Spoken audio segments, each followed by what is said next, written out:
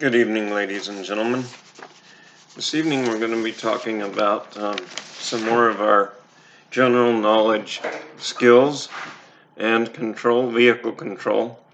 We're going to be talking about what to do when you're parked on the side of the road and what that procedure might look like. So when parked at the side of the road, when you pull off the road and stop, be sure to turn on the four-way emergency flashers. This is important at night. Don't trust the tail lights to give you warning. Drivers have crashed into the rear of parked vehicles because they thought it was moving normally. If you must stop on a road or at the shoulder of any road, you must put on your emergency warning devices within 10 minutes. Place your warning devices at the following locations. If you must stop on or by a one-way or divided highway, place warning devices 10 feet, 100 feet, and 200 feet toward the approaching traffic. See figures 2.8. If you stop on a two-lane road carrying traffic in both directions or on an undivided highway, place warning devices within 10 feet of the front or rear corners to make sure to mark the location of the vehicle, and 100 feet behind and ahead of the vehicle on the shoulder or in the lane you are stopped in. And there's the figures for the one-way divided highway, right here, and two-lane highway right here. So you see your triangles, you're set there, and your triangles set there.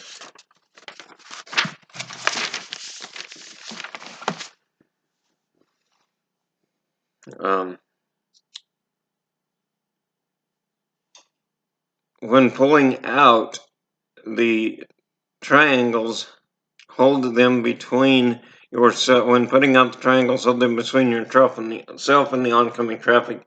That way they can see the triangle and it will reflect back at them, so you don't get ran over trying to place them out and you can see the traffic. You should always be facing the traffic if you're near that lane. If you're walking back to your vehicle and you need to be facing away from traffic, obviously move as far to the right as you can or to the ditch side of the road as possible, so that you are furthest away from the traffic, and always keep an eye over your shoulder at that traffic coming towards you either way it is. That way you know if you need to quickly get out of the way, you have an idea what's coming. Anyways, use your horn when needed. Your horn can let others know you're there. It can help to avoid a crash. Use your horn when needed. However, it can startle others and could be dangerous when used unnecessarily. Controlling speed. Control your speed. We're going to talk about how to control your speed in different scenarios and different situations. Driving too fast is a major cause of fatal crashes. You must adjust your speed depending on driving conditions. These include traction, curves, visibility, and traffic and hills. So always be in a lower gear as you're approaching a hill, and low enough gear to climb the hill, and stay in that gear or lower going down the other side, especially on a steep grade. That will hold your vehicle using the engine instead of your brakes as much. That will keep your brakes from overheating and keep your speed down in the hill, on the downhill side. On the uphill side, it'll give you more power to climb the hill. On the downhill side, it'll hold you back from going too fast.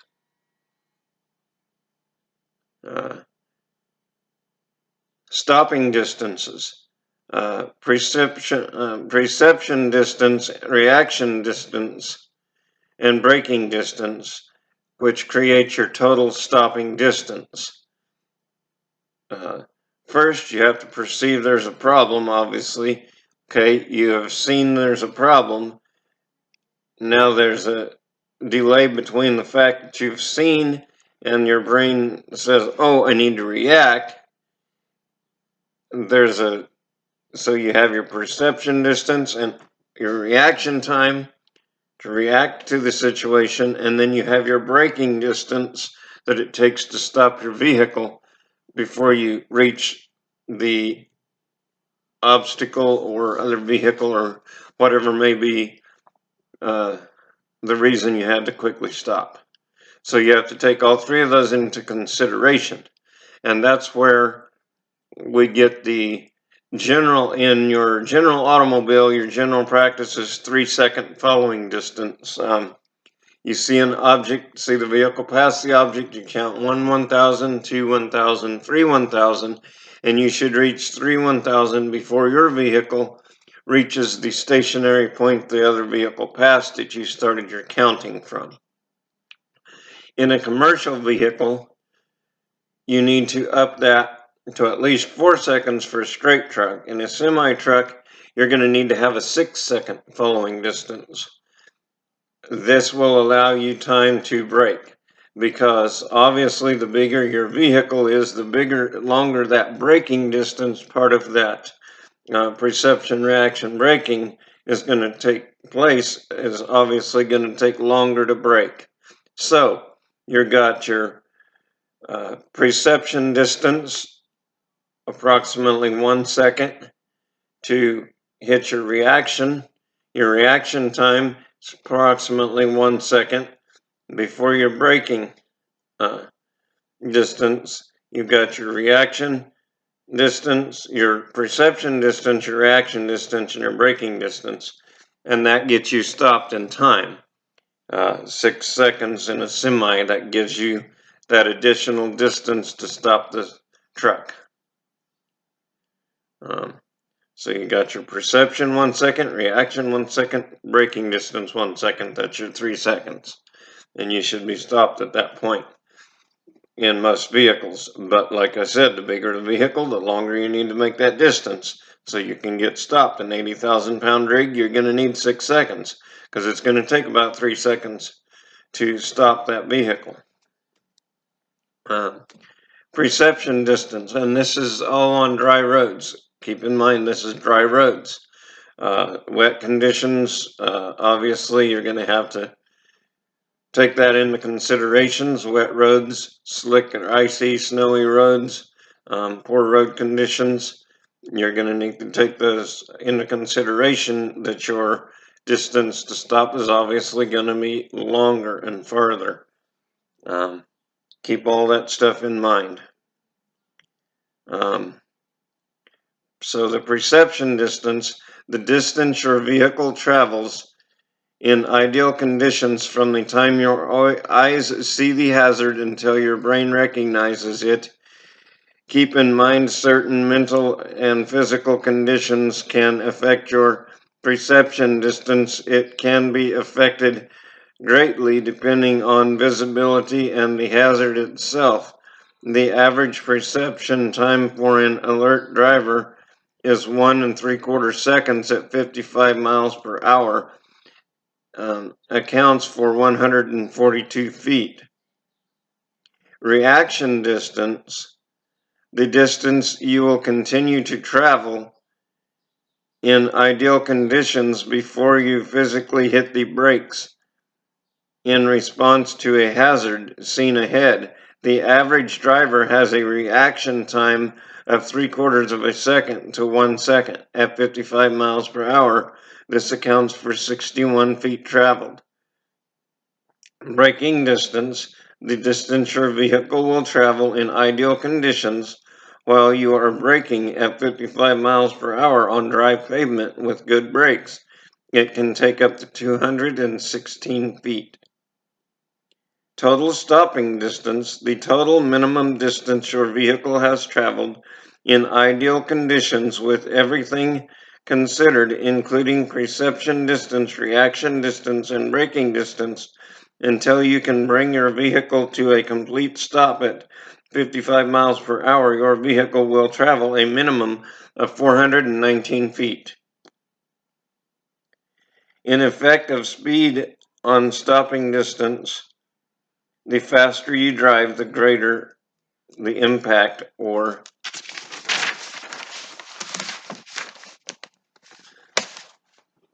striking power of your vehicle. When you double your speed from 20 to 40, the impact is 4 times greater. The braking distance is also 4 times longer. Triple the speed from 20 to 60 miles per hour, and the impact of the braking distance is 9 times greater. At 60 miles per hour, your stopping distance is greater than the length of a football field. Increase the speed to 80 miles per hour, and the impact and braking distances are 16 times greater than at 20 miles per hour. High speeds greatly increase the severity of crashes. In a stopping distance, by slowing down, you can reduce braking distance. The effect of vehicle weight on stopping distance. The higher the vehicle, the more work the brakes must do to stop it, and the more heat they absorb. But the brakes, tires, springs, and shock absorbers on heavy vehicles are designed to work best when the vehicle is fully loaded. Empty trucks require greater stopping distances because an empty vehicle has less traction. Matching speed to the road surface. You can't steer or brake a vehicle unless you have traction. Traction is friction between the tires and the road. There are some road conditions that reduce traction and call for lower speeds. Slippery surfaces, it will take longer to stop and it will be harder to turn without skidding when the road is slippery. Wet roads can double stopping distance. You must drive slower to be able to stop in the same distance as on dry roads. Reduce speed by 1/3. Show slow from 55 to about 35 on wet road. On packed snow, reduce speed by half or more. If the surface is icy, reduce speed to a crawl and stop driving as soon as you can safely do so. Obviously, sometimes you're going to be out on ice. You're going to get into bad conditions. It's going to happen. Make sure you're driving according to road conditions. I've been out in commercial vehicles in more than one incident where we've gotten into snow, or even worse, you get into an ice storm and you're dealing with black ice. You have to know you're on black ice and keep your control of your vehicle accordingly. And then even more so when you're on black ice is you got to be very, very alert of all the traffic around you and what they're doing, because even though you might be doing the right thing in keeping your speed down and keeping your control of your vehicle according to road conditions, others around you may not be, which puts you at risk as well, because if they go too fast and go trying to pass you or something and lose control and slide into you, now you're both into a situation, even though you were doing the right thing, they were not causing you issues. So just keep in mind, I mean, I've, like I said, been out myself and gotten caught. in the semi, ice and snowstorms, in the school bus, which is even worse because you've got 30, 40, 50 kids on that bus, and now you're dealing with ice storm and severe ice. I had a pretty severe incident where nothing obviously happened because I was controlling my vehicle, uh, but I did have a busload of 30 junior high girls that were coming home from a sports trip, and we ran into an ice storm on our way home. And I drove about 40, 50 miles in nothing but solid black ice. And we seen at least 8 or 10 cars off the road into the medium, sliding off the road. And unfortunately, one of those slid off of an overpass and landed upside down on the road below. And that was a very tragic thing. And unfortunately, the girls had to see that because, they're on the bus. That did get the girls' alertness up to realize the severity of the situation that we were driving in. They thought it was kind of fun until they actually seen that, and then they realized how severe this is. But anyways, just be very alert, know what you're doing, know where you're at, know what conditions you're driving in, and be able to react accordingly and keep your vehicle under control, whether others don't or not, do or not, and be alert of all the others around you. Identifying slippery surfaces. Sometimes it's hard to know if the road is slippery. Here are some signs of slippery roads. Shaded areas, shaded parts of the road will remain icy and slippery longer than open areas after open areas have melted. Bridges, when the temperature drops, bridges will freeze before the road will. Be especially careful when the temperature is close to 32 degrees Fahrenheit. Obviously, that's, common sense. If the temperature's around 32, watch your bridges and overpasses. Watch your roads. They could be getting slippery. Bridges, when the temperature drops, bridges will freeze before the road will. Be especially careful when the temperature is closer to 32 degrees Fahrenheit. Melting ice. Slight melting will make ice wet. Wet ice is much more slippery than ice that is not wet, and that's very correct. Black ice. Black ice is a thin layer that is clear enough that you can see the road underneath it. It makes the road look wet at times. The temperature is below freezing, and the road looks wet, which watch out for black ice. Vehicle icing.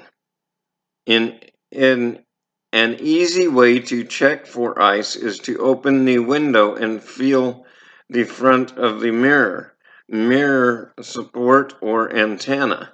If there's ice on these, the road surface is probably starting to ice up. Just after rain begins, right after it starts, the water mixes with oil left on the road by vehicles. This makes the road very slippery. And the rain continues, it will wash away the oil. Hydroplaning.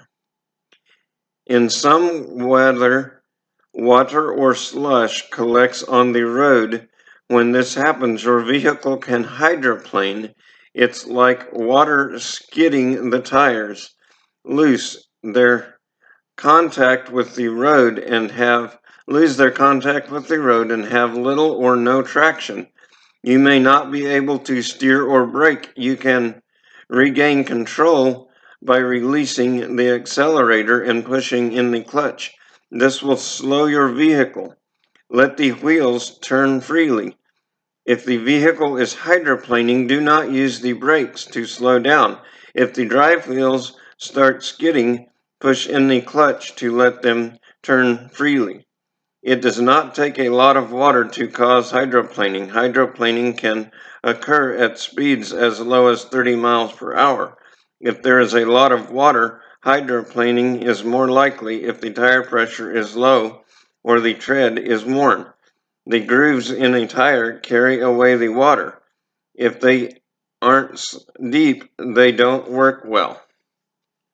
Road surfaces where the water can collect can create conditions that cause a vehicle or hydroplaning to occur. Watch for clear reflections, tire slashes,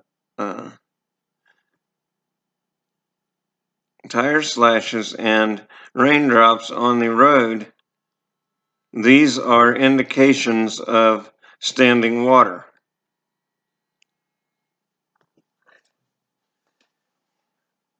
Speeding and curves. We'll talk about that a little bit. Some of this I'm kind of going through quickly, just so that we can go ahead and get through this. However, always feel free to pause the video and back up a little bit and re-listen to areas as I'm reading and talking about some of this. Some of this I'm just kind of stopping and expounding more on. Some of it I'm just kind of reading on through, but just be aware that obviously it's a video. You can stop and go back and listen over and over, whatever you need to do to get this so that you can pass your general knowledge test. So, speeding in curves. Drivers must adjust their speed for curves in the road. If you take a curve too fast, two things can happen. The tires can lose their traction and continue straight ahead, so you skid off the road, or the tires may keep the traction and the vehicle rolls over. Tests have shown that trucks with high center of gravity can roll over at the posted speed limit for a curve. Slow to a safe speed before you enter a curve. Braking in a curve is dangerous because it is easier to lock the wheels and cause a skid. Slow down as needed. Don't ever exceed the posted speed limit for the curve. Be in a gear that will let you accelerate slightly in the curve. This will help you keep control. I'll expound a little on that. I mean, that reminds me of a situation I had in a tractor trailer. I was running empty. I was running in rain. I was running 5 under speed limit, running with traffic. I had an emergency situation happen where I had to quickly stop. And I managed to get the thing stopped in control without hitting anybody or anything. But I basically stopped that semi truck within 2 truck lengths from 65 miles an hour. And I got her shut down in 2 truck lengths on wet roads with an empty trailer. The trailer did skid, started coming off to one side. I have to obviously let off the brakes, let it whip back around into place, and then re-brake again. But I was able to, and it started sliding. I let off and re-brake again, and that happened twice. The slide and regain control, but I did get it stopped quickly. It's all in knowing your vehicle, watching your mirrors, knowing the situation, getting her shut down in the emergency. So, just keep all of those things in mind. That wet roads, whatever, like we talked about earlier, the empty vehicle, I had an empty trailer, a tractor trailer. It was an interesting situation, and I had to shut her down quick, but I got her shut down. Speed and distance ahead. You should always be able to stop within the distance you can see ahead. Fog, rain, or other conditions may require that you slow down to be able to stop in the distance you can see. At night, you can see as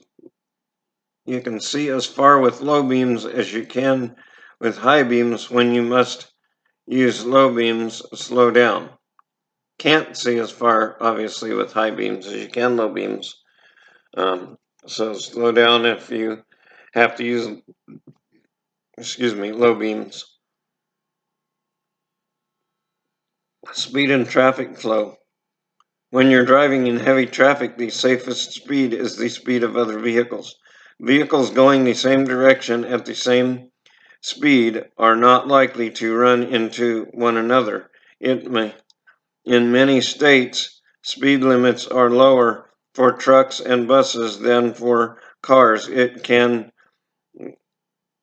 vary as much as 15 miles per hour. Use extra caution when you change lanes or pass on these roadways. Drive at the speed of the traffic, if you can, without going at an illegal or unsafe speed. Keep a safe following distance. And obviously that's very important. And most of you watching this are probably trying to get your CDL, so you haven't experienced this. But I'm telling you right now from experience, you get into big cities, you're in a tractor trailer, you're trying to maintain your safe following distance, and it takes a lot of work and purposeful maneuvering in order to maintain your safe following distance when you're in heavy traffic, because other drivers do not understand or know the distance that you have to maintain, and they encroach on your safety zone all the time. So you have to be constantly adjusting to keep yourself in a safe situation the best you can in heavy traffic.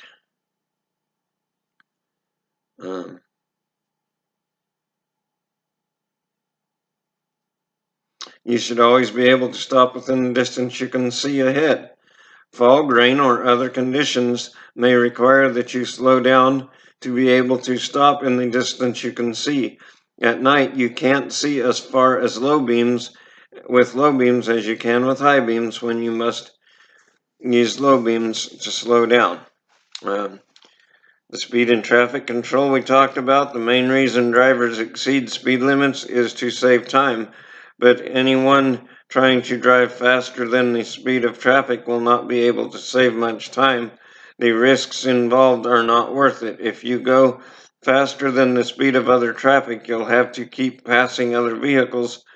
This increases the chances of a crash, and it is more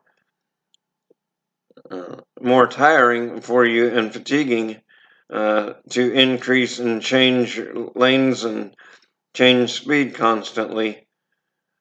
Going with the flow of traffic is safer and easier. Speed on downgrades.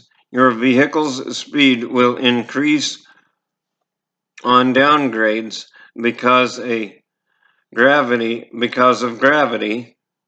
You must important. I'll back up a minute on that traffic flow again a little bit there. If you pay attention the next time you're out on the road, pay real close attention, especially in heavy traffic, when it comes to speeding drivers. If you really pay attention to them and what's going on, if you notice they come flying around you trying to pass a bunch of traffic and stuff, well, inevitably, just a few miles down the road, you'll come up to a stoplight, or you'll come up to a stop sign, or you'll come up to heavy traffic or something like that. And if you pay attention to the vehicle that was trying to pass you and that was getting all crazy and doing risky moves trying to get save time, you notice that you catch back up to that vehicle in just a few miles because they got stopped by a stoplight, they got stopped by traffic conditions, whatever happened, you caught back up to them without driving all crazy, without speeding, without trying to beat everybody on the road. how much time did that person gain by risking everybody's lives, including themselves, to try and get ahead?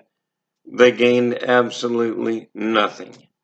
So just keep that in mind next time you're on the road. I challenge you to go ahead and just watch the other cars that are trying to do that. And think about, in the long run, a few miles down the road, did they gain any time? No, they didn't. In the rare incident, somebody where there is no traffic and no stoplights and stuff, and they're doing that and trying to hurry and get down the road ahead of everybody.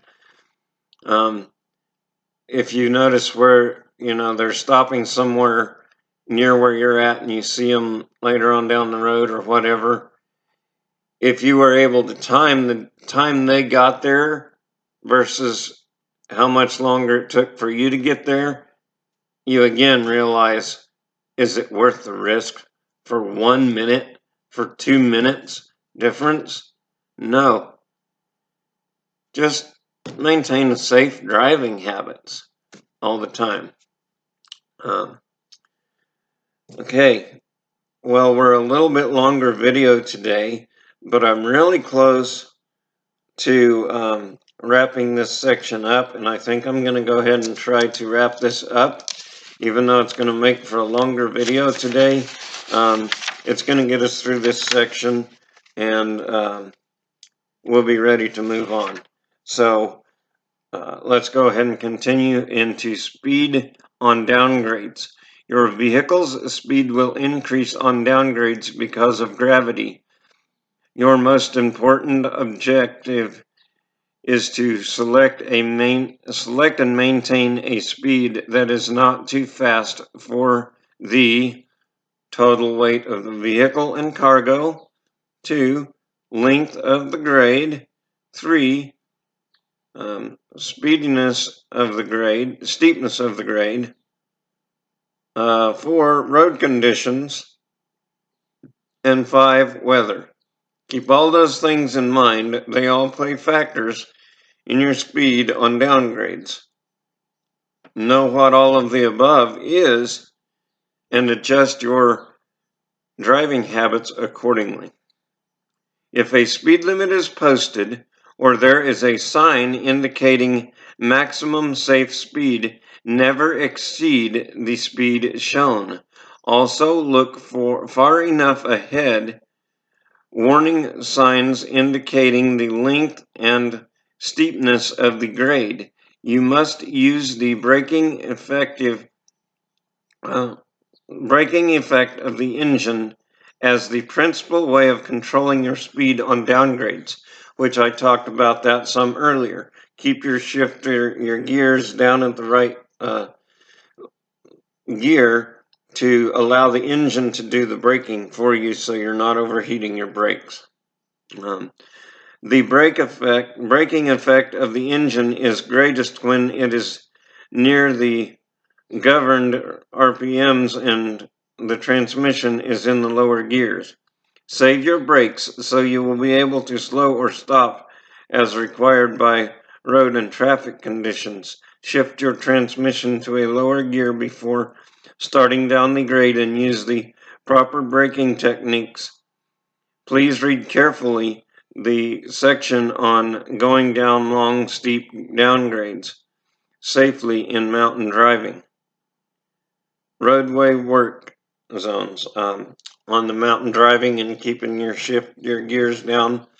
A lot of commercial vehicles, heavy vehicles, tractor trailers, buses, different heavy vehicles are equipped with, and even some of the medium duty, light duty 1-ton, 2-ton trucks these days. A lot of even like occasionally you might even see it on a light duty, like a 3/4 ton truck with a diesel engine, have automatic built-in brake retarders, which uses your engine power to brake, engine and transmission, to slow the vehicle rather than your brakes in downgrades and so on, which is a great feature they came out with the last few years. Speeding traffic is the #1 cause of injury and death in roadway work zones. Observe the posted limits at all times when approaching and driving through a work zone.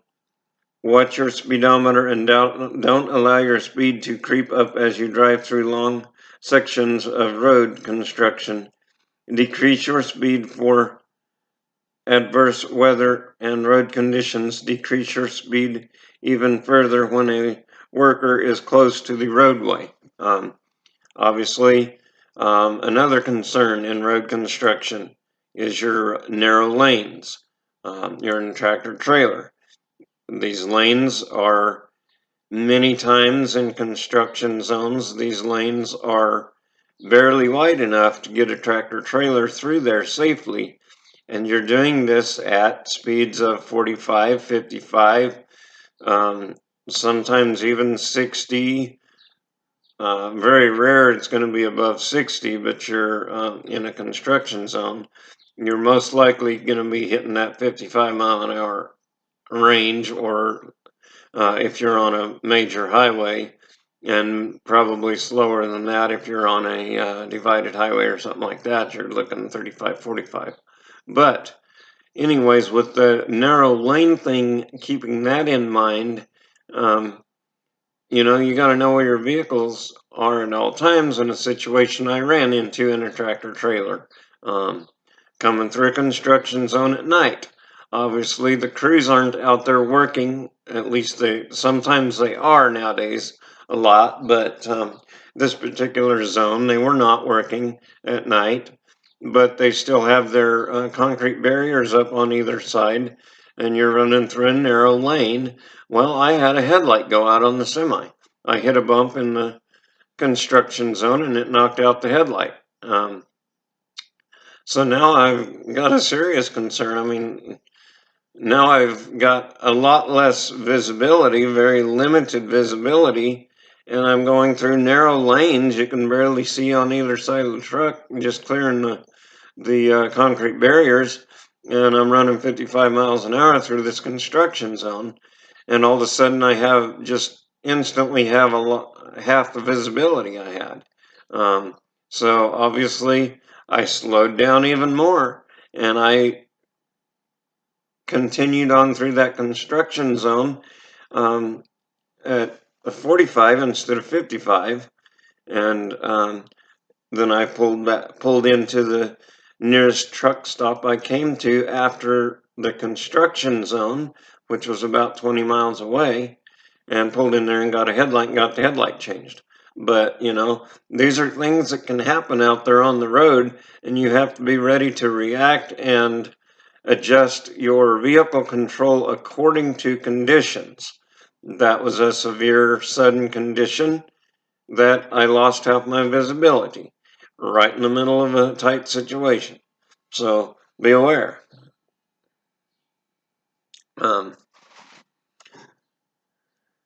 Okay, let's go through the review questions of this section that we just did and wrap this video up for today. How far ahead does the manual say you should look? How far ahead does the manual say you should look? What are two main things to look for ahead? What's your most important way to see the sides and rear of your vehicle? What does communicating mean in safe driving? Where should your reflectors be placed when stopped on a divided highway? What three things add up to total stopping distance? If you go twice as fast, will your stopping distance increase by 2 or 4 times? Empty trucks have the best braking, true or false? What is hydroplaning? What is black ice? These questions may be on the test. If you can't answer them all, reread subsections 2.4, 2.5, and 2.6. So go back on the video and look at these. If you did not answer those correctly, or you feel you haven't, go back and look at the videos and make sure.